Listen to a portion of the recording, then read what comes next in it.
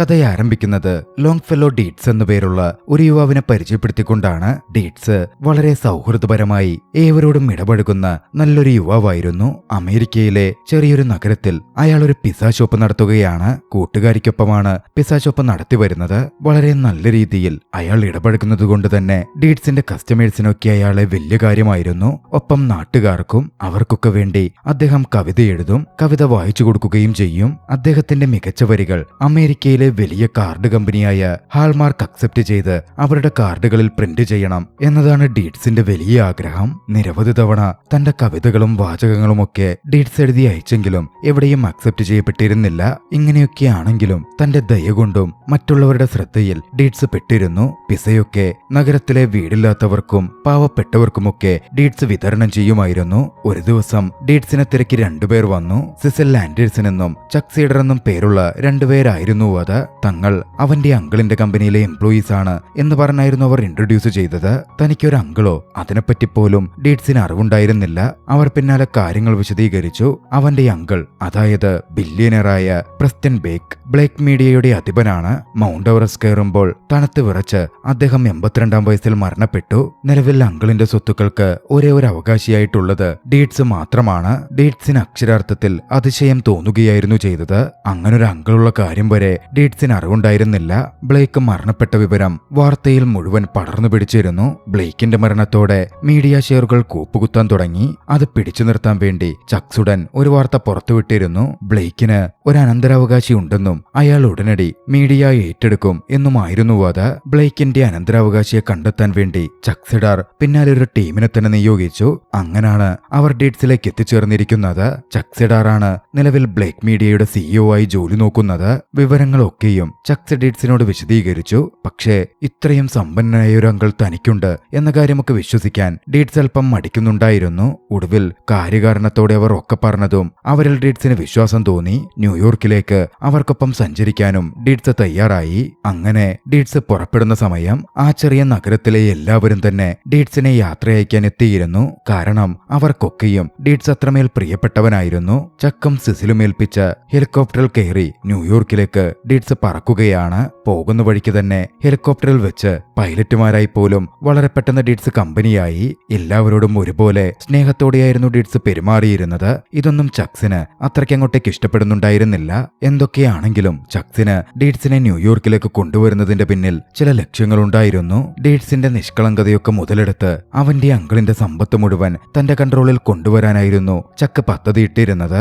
ന്യൂയോർക്കിൽ എത്തിയതും അവർ ഡീറ്റ്സിനെ നേരെ കൊണ്ടുപോയത് ഡീറ്റ്സിന്റെ അങ്കിളിന്റെ ലക്ഷോറിയസ് മാൻഷനിലേക്കായിരുന്നു. അവിടെ ഡീറ്റ്സിനെ വെൽക്കം ചെയ്യാൻ ഡീറ്റ്സിന്റെ അങ്കിളിന്റെ ബട്ട്ലറായിരുന്ന എമിലിയോ ലോപ്സ് ഉണ്ടായിരുന്നു. വർഷങ്ങളായി ബ്ലേക്കിന്റെ ബട്ട്ലറായി അയാൾ ജോലി നോക്കുകയാണ്. ഏവരോടും സ്നേഹത്തോടെ ഇടപഴകുന്ന ഡീറ്റ്സിനാകട്ടെ എമിലിയോയോടും അതേപോലെ പെരുമാറാനേ സാധിച്ചുള്ളൂ. വളരെ സൗഹൃദത്തോടെ അദ്ദേഹത്തോട് അവൻ ഇടപഴകി. വീട്ടിലെ ഓരോ ജോലിക്കാരോടും ഡീറ്റ്സ് അതുപോലെ തന്നെ ആയിരുന്നു. അതുകൊണ്ട് അവരുടെ പ്രീതിയും വളരെ പെട്ടെന്ന് ഡീറ്റ്സിന് ലഭിക്കുന്നുണ്ട്. പക്ഷേ ഡീറ്റ്സിന്റെ ഇത്തരത്തിലുള്ള പ്രവൃത്തികളൊന്നും ചക്കിനത്രയ്ക്ക് അങ്ങോട്ടേക്ക് പിടിക്കുന്നുണ്ടായിരുന്നില്ല. എമിലിയോക്ക് അടുത്തു ചെന്ന് ഡീറ്റ്സിന് മേലൊരു കണ്ണു വേണം എന്ന മട്ടിൽ എമിലിയോ പറഞ്ഞു. പക്ഷേ ചക്കിന്റെ ആറ്റിറ്റ്യൂഡും മറ്റും ഇഷ്ടമാവാതിരുന്ന എമിലിയോ അത് സാധ്യമല്ലെന്ന് പറഞ്ഞു. ഡീറ്റ്സിന്റെ ദയാപരമായ ഇടപെടലുകളോടും സൗഹൃദത്തോടുമൊക്കെ അതിനോടകം വലിയ മതിപ്പ് തന്നെ എമിലിയോക്ക് വന്നിരുന്നു. ഡീറ്റ്സും എമിലിയോയും കൂടുതൽ സംസാരിച്ചു. തമാശകൾ പറഞ്ഞും മറ്റും അവർ വളരെ പെട്ടെന്ന് കൂട്ടുകാരെ പോലായി. അവർക്കിടയിലെ അടുപ്പവും അത് വളർത്തുന്നുണ്ടായിരുന്നു.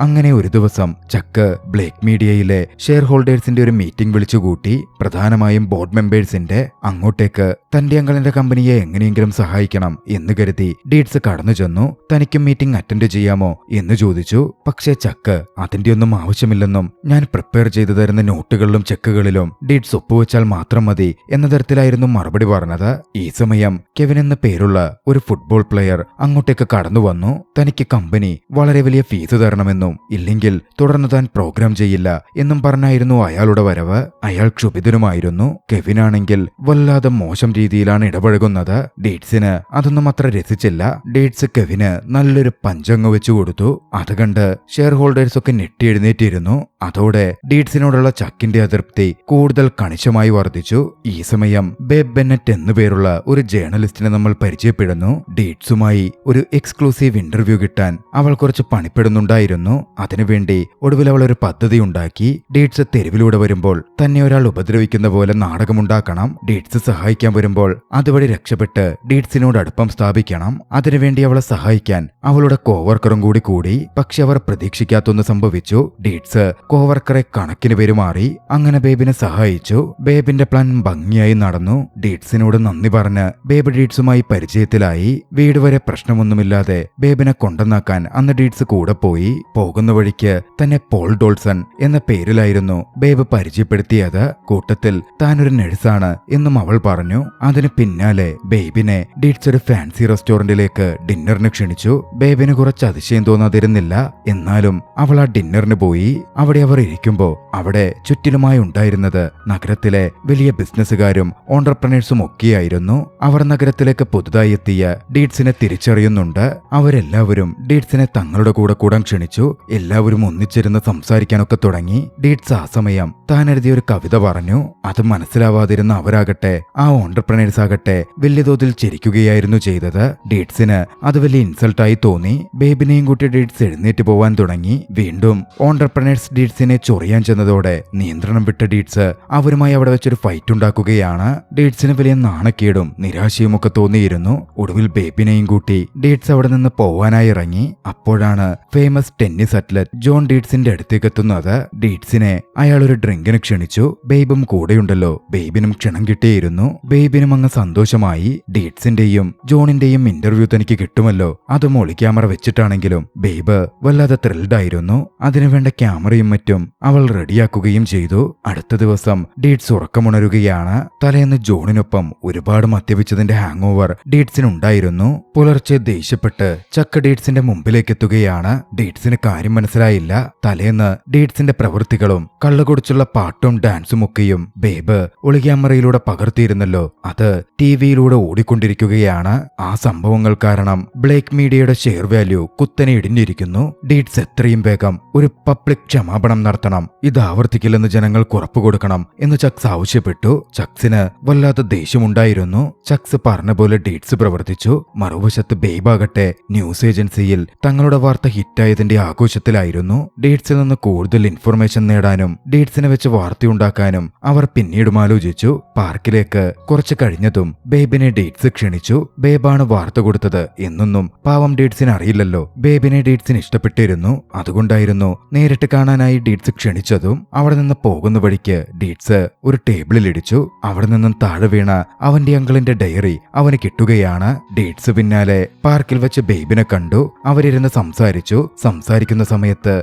തന്റെ അങ്കിളിന്റെ ഡയറി വായിച്ച കാര്യവും അതിൽ അദ്ദേഹത്തിന് DJ ആവാനായിരുന്നു ആഗ്രഹം എന്നെഴുതിയിരുന്ന കാര്യവുമൊക്കെ ഡീറ്റ്സ് ബേബിനോട് പറഞ്ഞു. ഡീറ്റ്സിനെ ഇംപ്രസ് ചെയ്യണം എന്നെപ്പോഴും ആഗ്രഹിച്ചിരുന്ന ബേബാകട്ടെ അതൊരവസരമായി കണ്ടു. തനിക്ക് ജേർണലിസ്റ്റ് ആവാനായിരുന്നു ആഗ്രഹമെന്നും പക്ഷേ പാരന്റ്സിന്റെ നിർബന്ധം കൊണ്ടും അവരുടെ ആഗ്രഹപ്രകാരവുമാ താൻ നഴ്സിംഗ് പഠിച്ചത് അവരെ സന്തോഷിപ്പിക്കാൻ വേണ്ടി എന്നുമൊക്കെ അവൾ കഥയടിച്ചു. ആ കഥയിൽ നിഷ്കളങ്കനായ ഡീറ്റ്സ് വീണുപോവുകയും ചെയ്തു. അങ്ങനെ സംസാരമൊക്കെ കഴിഞ്ഞ് അവർ അവിടെ നിന്ന് വീട്ടിലേക്ക് യാത്ര തിരിച്ചു. പോകുന്ന വഴിയിൽ ഒരു ബിൽഡിംഗിൽ തീ പിടിച്ചിട്ടുണ്ടായിരുന്നു. ഫയർഫോഴ്സ് എത്തി ആളുകളെ രക്ഷപ്പെടുത്താൻ നോക്കുന്നു. ഈ സമയം മുകൾ നിലയിലെ അപ്പാർട്ട്മെന്റിലുള്ള ഒരു ലേഡി താഴേക്ക് ചാടാൻ വിസമ്മതിച്ചു നിൽക്കുകയായിരുന്നു. അവരുടെ പൂച്ച അവിടെ സ്റ്റെക്കാണ്. അതിനെയും രക്ഷപ്പെടുത്തിയാലേ താൻ ഇറങ്ങുമെന്ന് അവർ വാശി കാണിക്കുന്നു. ഇതൊന്നും കണ്ട് ഡീറ്റ്സിന് നോക്കി നിൽക്കാൻ പറ്റിയില്ല. അടുത്തുണ്ടായിരുന്ന ഒരു പോസ്റ്റ് വഴി മുകളിലേക്ക് പിടിച്ചു കയറിയ ഡീറ്റ്സ് ആ ലേഡിയെയും അവരുടെ പൂച്ചയെയും തന്നെ രക്ഷപ്പെടുത്തി. വൈകാതെ ബേബിന്റെ ന്യൂസ് ഏജൻസി ഡീഡിന്റെ ആ ഹീറോയിക് ആക്ട് വാർത്തയാക്കി. പക്ഷെ അതിലൊരു പ്രശ്നമുണ്ടായിരുന്നു. ഡീഡ് ചെയ്ത ആ നല്ല പ്രവൃത്തി എഡിറ്റ് ചെയ്ത് ഡീഡിനെ ഒരു കോമാളി എന്ന മട്ടിലായിരുന്നു അവർ അവതരിപ്പിച്ചത്. പ്രത്യേകിച്ചും ബേബിന്റെ പാർട്ട്ണറായിരുന്നു അത് ചെയ്തത്.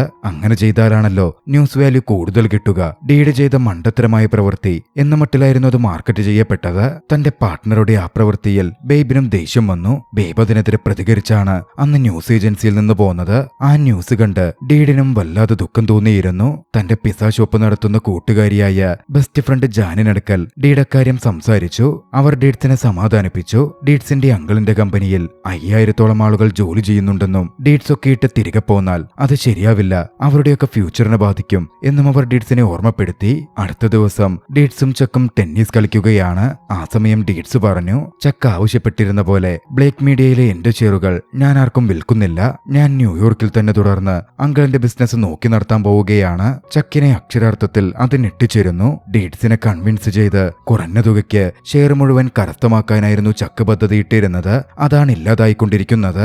അധികം വൈകാതെ ചക്ക് തന്റെ കളി തുടങ്ങി. ബേബ്സിന്റെ അസോസിയേറ്റായ മക്രാത്തുമായി ചക്ക് ഒരു കൂടിക്കാഴ്ച നടത്തി. ഡീഡ്സിനെ ന്യൂയോർക്കിൽ നിന്ന് പുറത്തു ചാടിക്കാനുള്ള പദ്ധതിയെ പറ്റിയായിരുന്നു അവർ സംസാരിച്ചത്. ബ്ലേക്ക് മീഡിയ തകർത്ത് മക്രാത്തിന്റെ ചാനൽ ബൂസ്റ്റ് ചെയ്യലായിരുന്നു ചക്കിന്റെ ഉദ്ദേശമായിട്ടുണ്ടായിരുന്നത്. അവരൊന്നിച്ചായിരുന്നു ഇതിനു പിന്നിൽ വർക്ക് ചെയ്യുന്നതും. മക്ക് ആ സമയം തന്റെ ഒരു ഐഡിയ പറഞ്ഞു. ഡീഡ്സ് ഇപ്പോൾ ഇഷ്ടത്തിലായിരിക്കുന്ന ആ പെൺകുട്ടി ബേബി യാഥാർത്ഥ്യത്തിൽ ഇവിടുത്തെ ജേർണലിസ്റ്റ് ആണ്. ആ സത്യം ഡീഡ്സ് അറിഞ്ഞാൽ അയാളുടെ മനസ്സ് തകരും. എല്ലാം ഇട്ടെറിഞ്ഞ് അയാൾ തിരികെ ജന്മനാട്ടിലേക്ക് പോകും. അടുത്ത ദിവസമായിരുന്നു അത് സംഭവിച്ചത്. ഡീഡ്സ് ബേബിനെയും കൂട്ടി ഒരു ചെറിയ ഗ്രാമത്തിലേക്ക് പോയി. സംസാരിക്കുന്ന കൂട്ടത്തിൽ ഒരു ഗ്രാമത്തിന്റെ പേര് വായിൽ വന്നത് തന്റെ ഹോം ടൗൺ ആണെന്ന മട്ടിൽ കള്ളക്കഥകളുടെ കൂട്ടത്തിൽ ബേബി ഡീഡ്സിനോട് പറഞ്ഞിരുന്നു. ആ ഗ്രാമത്തിലേക്കായിരുന്നു ഡീഡ്സ് അവളെ കൂട്ടിക്കൊണ്ടുവന്നത്. അക്ഷരാർത്ഥത്തിൽ അത് ബേബിനെ ഞെട്ടിക്കുന്നുണ്ട്. അന്ന് വൈകുന്നേരത്തോടെ അവർ തിരികെ ന്യൂയോർക്കിലെത്തി. ബേബിനെ വീട്ടിലേക്ക് ഡ്രോപ്പ് ചെയ്യുന്ന സമയത്ത് താനെഴുതിയ അതിമനോഹരമായ ഒരു കവിത ബേബിനെ അയാൾ പറഞ്ഞു കേൾപ്പിച്ചു. ഡീഡ്സിന്റെ ആ ആത്മാർത്ഥതയും സ്നേഹവും ഒക്കെ കണ്ടതോടെ ബേബിന് കുറ്റബോധം തോന്നിയിരുന്നു. കൂട്ടത്തിൽ ഡീഡ്സിനോട് തന്റെ ഉള്ളിലുള്ള പ്രണയവും അവൾക്ക് തടഞ്ഞു നിർത്താൻ സാധിച്ചില്ല. അന്ന് ഡീഡ്സ് തിരികെ പോയപ്പോൾ ബേബ്സ് കരഞ്ഞിരുന്നു. വൈകാതെ ഡീഡ്സിനോട് തന്റെ സത്യങ്ങൾ മുഴുവൻ തുറന്നു പറയാൻ ബേബ്സ് തീരുമാനിച്ചു. അടുത്ത ദിവസം ബേബ് സത്യങ്ങൾ തുറന്നു പറയുന്നതിന് മുമ്പേ ചക്കെത്തി ഡീഡ്സിനടുക്കൽ ബേബിനെ പറ്റിയുള്ള സത്യങ്ങൾ വെളിപ്പെടുത്തിയിരുന്നു. അതറിഞ്ഞതും ഡീഡ്സ് ആകെ തകർന്നുപോയി. ബേബിനോട് കനത്ത ദേഷ്യവും ഡീഡ്സിന് തോന്നിയിരുന്നു. അത്രയധികം വിശ്വസിച്ചിരുന്ന ബേബാണ് തന്നെ ചതിച്ചത്. മനസ്സ് തകർന്ന അയാൾ അവിടം വിട്ടുപോകാൻ തീരുമാനിച്ചു. വൈകാതെ ചക്കിനെയും സെസിലിനെയും ഡീഡ്സ് വിളിച്ചു വരുത്തി. തന്റെ ബ്ലേക്ക് മീഡിയയിലെ ഷെയർ മുഴുവൻ ചക്കിന് കൊടുക്കാൻ താൻ തയ്യാറാണ് എന്ന് ഡീഡ്സ് അറിയിച്ചു. ചക്കിന് സന്തോഷം തോന്നിയിരുന്നു. ചക്കിന്റെ പ്ലാനുകൾ സക്സസ്ഫുള്ളായി വർക്കായിരിക്കുന്നു. കുറച്ചു ദിവസങ്ങൾ കടന്നുപോയി. ഡീഡ്സ് ഹോം ടൗണിലേക്ക് മടങ്ങിയിരുന്നു. ഡീഡ്സ് പോയ വിവരമറിഞ്ഞ് ഒരു ദിവസം ഡീഡ്സിന്റെ നാട്ടിലേക്ക് ഡീഡ്സിന്റെ പിസ്സ ഷോപ്പിലേക്ക് ബേബ് വന്നെത്തുകയാണ്. പക്ഷേ പിസ്സ ഷോപ്പിൽ അവൾ എത്തിയപ്പോൾ ഡീഡ്സ് അവിടെ ഉണ്ടായിരുന്നില്ല. ഡീഡ്സിന്റെ ബെസ്റ്റ് ഫ്രണ്ട് ജെന്നായിരുന്നു അവിടെ ഉണ്ടായിരുന്നത്. ബേബിനെ കണ്ടതും ജെൻ അവളെ എതിരിട്ടു. ഡീഡ്സിന്റെ മനസ്സ് തകർത്ത അവളോട് ജെന്നിന് ദേഷ്യം തോന്നിയിരുന്നു. ഡീഡ്സിനെ പറ്റി അവൾ ചോദിച്ചപ്പോ വീണ്ടും പ്രശ്നത്തിന് വന്നതാണവൾ എന്ന് കരുതി ജെൻ അവൾക്ക് ഡീഡ്സിനെ പറ്റിയുള്ള വിവരമൊന്നും പറഞ്ഞുകൊടുത്തില്ല. ഒന്നും രണ്ടും പറഞ്ഞ് അവർ വാക്കുതർക്കത്തിലായി. അവർ തമ്മിൽ ഫൈറ്റ് വരെ നടന്നു.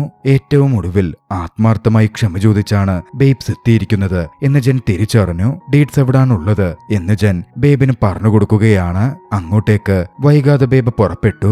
മഞ്ഞ് നിറഞ്ഞ ഒരു പ്രദേശത്തേക്കായിരുന്നു അവൾക്ക് പോവേണ്ടിയിരുന്നത്. പോകുന്ന വഴിയിൽ പക്ഷെ അവൾക്കൊരു അപകടമുണ്ടായി. ഒരു ഫ്രോസൺ ലേക്കിന്റെ മുകൾ ഭാഗം തകർന്ന് അവൾ ആ കുഴിയിലേക്ക് വീണു. സഹായത്തിനായി അവൾ ഡീഡ്സിനെ ഉറക്കെ വിളിച്ചു. ഡീഡ്സ് ശബ്ദം കേട്ടെങ്കിലും അവളെ കണ്ടെങ്കിലും അവൾ വീണ്ടും തന്നെ പറ്റിക്കുകയായിരിക്കും എന്നായിരുന്നു ഡീഡ്സ് കരുതിയത്.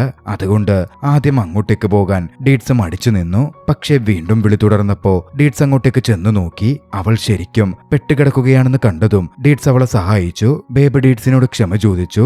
എന്നിരുന്നാലും അവളുമായി വീണ്ടും അടുപ്പത്തിലാകാൻ ഡീഡ്സ് ഒരുക്കമായിരുന്നില്ല.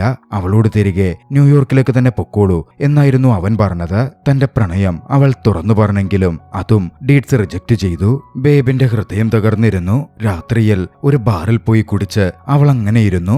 ആ ഒരു സമയത്ത് അവൾ ഒരു വാർത്ത കണ്ടു. ചക്ക് ബ്ലേക്ക് മീഡിയയുടെ ഷെയറുകൾ മുഴുവൻ വിൽക്കാൻ പോകുന്നു എന്ന തരത്തിലുള്ള വാർത്തയായിരുന്നു അത്. ചക്കിന്റെ കളികളൊക്കെ അതിനോടകം ബേബ് മനസ്സിലാക്കിയിരുന്നു. ചക്കിന്റെ കളികളെ അവസാനിപ്പിക്കാൻ ബേബ് തീരുമാനിച്ചു. അടുത്ത ദിവസം ഷെയർ ഹോൾഡേഴ്സ് മീറ്റിംഗ് ഉണ്ടായിരുന്നു. അവിടെ വെച്ച് ചക്ക് എല്ലാവരോടും ഷെയർ വിൽക്കുവാനും കമ്പനി മൊത്തത്തിൽ മറ്റൊരു സംഘത്തിന് വിൽക്കുവാനുമുള്ള കാര്യങ്ങളെപ്പറ്റി സംസാരിച്ചു. ആ സമയമാണ് അങ്ങോട്ടേക്ക് ഡീഡ്സ് കടന്നു വരുന്നത്. ചക്കിന്റെ ഡിസിഷനെതിരെ ഡീഡ്സ് വോട്ട് ചെയ്യുകയും അത് ഒരുപാട് തൊഴിലാളികളുടെ ജോലികളെ ബാധിക്കുന്ന കാര്യമാണെന്നും അതിനാരും വോട്ട് ചെയ്യരുത് എന്ന് ഷെയർ ഹോൾഡേഴ്സിനോട് റിക്വസ്റ്റ് ചെയ്യുകയും ചെയ്തു. തൊട്ട് പുറകെയായിരുന്നു ബേബ് അങ്ങോട്ടേക്ക് കടന്നു വന്നത്. ബേബിന്റെ കയ്യിൽ ചില ഡോക്യുമെന്റ്സും ഉണ്ടായിരുന്നു. വേദിയിലേക്ക് കയറി വന്ന ബേബ് എല്ലാവരോടുമായി സംസാരിച്ചു. യഥാർത്ഥത്തിൽ ബില്യനിയർ പ്രസ്റ്റൻ ബ്ലേക്കിന്റെ യഥാർത്ഥ അനന്തരാവകാശി ഡീറ്റ്സ് അല്ലെന്നും ഡീറ്റ്സിനേക്കാൾ യോഗ്യതയുള്ള മറ്റൊരാളുണ്ടെന്നും ബേബ് അവിടെ വെളിപ്പെടുത്തി. പിന്നാലെ അതാരാണെന്ന് പറഞ്ഞു. ബേബ് പറഞ്ഞത് ഡീറ്റ്സിന്റെ ബട്ട്ലറായി ബ്ലേക്സിന്റെ ഒരുപാട് നാളത്തെ ബട്ട്ലറായി ജോലി നോക്കിയിരുന്ന എമിലിയോയുടെ പേരായിരുന്നു. പിന്നാലെ ബ്ലേക്കിന്റെ ഡയറിയിൽ നിന്നുള്ള കാര്യങ്ങൾ ബേബ് വിശദീകരിച്ചു. ഡയറിയിൽ കൃത്യമായി ബ്ലേക്സ് എഴുതിയിട്ടുണ്ട്. ബ്ലേക്സിന്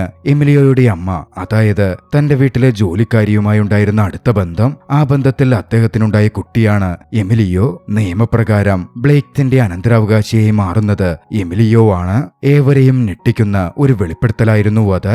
തന്റെ അവകാശങ്ങൾ അറിഞ്ഞതും എമിലിയോ എഴുന്നേറ്റു വന്നു. എല്ലാ ഡോക്യുമെന്റ്സും ബ്ലേക്സിന്റെ വിൽപത്രവും ഡയറിയുമടക്കം മുന്നിൽ വെച്ച് എമിലിയോ ആണ് ബ്ലേക്സിന്റെ മകൻ എന്ന് തെളിയിക്കപ്പെട്ടതോടെ എമിലിയോ ബ്ലേക്സ് മീഡിയയുടെ അധിപനായി ഉത്തരവാദിത്തം ഒറ്റയടിക്ക് ഏറ്റെടുത്തു. പിന്നാലെ ബ്ലേക്സ് മീഡിയയെ തകർക്കാൻ ശ്രമിച്ച ചക്സിനെ അധികാരത്തിൽ നിന്നും പദവിയിൽ നിന്നും പുറത്താക്കി. തനിക്ക് വേണ്ടി ചെയ്ത ഓരോ കാര്യത്തിനും എല്ലാത്തിനും നന്ദി സൂചകമായി എമിലിയോ ബേബിനോടും ഡീറ്റ്സിനോടും നന്ദി പറഞ്ഞു. $1 ബില്യൺ ഡീറ്റ്സിന് എമിലിയോ നൽകുകയും ചെയ്തു. എല്ലാം കഴിഞ്ഞ് ഡീറ്റ്സ് തന്റെ ഹോം ടൗണിലേക്ക് തന്നെ തിരികെ പോന്നു. തന്റെ പിസ്സ ഷോപ്പ് നടത്തി സന്തോഷത്തോടെ ജീവിക്കാൻ ആരംഭിച്ചു. ഡീറ്റ്സിനൊപ്പം അവിടെ ബേബും ഉണ്ടായിരുന്നു. അവർ തമ്മിൽ പ്രശ്നങ്ങൾ പറഞ്ഞു തീർക്കുകയും വീണ്ടും പ്രണയത്തിലാവുകയും ഒന്നുചേരുകയും ഉണ്ടായി. തന്റെ കവിതാവാചകങ്ങൾ ഹോൾമാർക്കിന്റെ ഗ്രീറ്റിംഗ് കാർഡിൽ പ്രിന്റ് ചെയ്യണം എന്ന അവന്റെ ഏറ്റവും വലിയ ആഗ്രഹവും സാധ്യമായി. ബേബിനോട് പറഞ്ഞ കവിത അവൻ അയച്ചു കൊടുത്തിരുന്നു. ആ കവിത ഹോൾമാർക്ക് സ്വീകരിച്ചു. അത് നാടൊട്ടുക്കും വൈറലായി മാറി. തനിക്ക് ഒരുപാട് പണമൊന്നും വേണ്ട എന്ന് തീരുമാനിച്ചിരുന്ന ഡീറ്റ്സ് തനിക്ക് കിട്ടിയ പണത്തിൽ നിന്നും വലിയൊരു പങ്കെടുത്ത് താൻ സ്നേഹിക്കുന്ന ഹോം ടൗണിലെ ആളുകൾക്ക് മുഴുവനായും കാറുകൾ വാങ്ങിക്കൊടുത്തു. ഏവരും സന്തോഷത്തിലാണ്. ആ ദൃശ്യങ്ങളോടെ ചലച്ചിത്രം അവസാനിക്കുന്നു. മിസ്റ്റർ ഡീറ്റ്സ് എന്ന രസകരമായ ഈ ചലച്ചിത്രം നിങ്ങൾക്കിഷ്ടമായെങ്കിൽ വീഡിയോ ലൈക്ക് ചെയ്യുക. അഭിപ്രായങ്ങളും നിർദ്ദേശങ്ങളും കമന്റുകളിൽ രേഖപ്പെടുത്തുക. കഴിയുമെങ്കിൽ ചാനൽ സബ്സ്ക്രൈബ് ചെയ്തും കൂട്ടുകാർക്ക് ഷെയർ ചെയ്തു കൊടുത്തും ഞങ്ങളെ സപ്പോർട്ട് ചെയ്യുക. അടുത്ത എപ്പിസോഡിൽ മറ്റൊരു മികച്ച ചലച്ചിത്രവുമായി നമുക്ക് കണ്ടുമുട്ടാം. അതുവരെ ബൈ.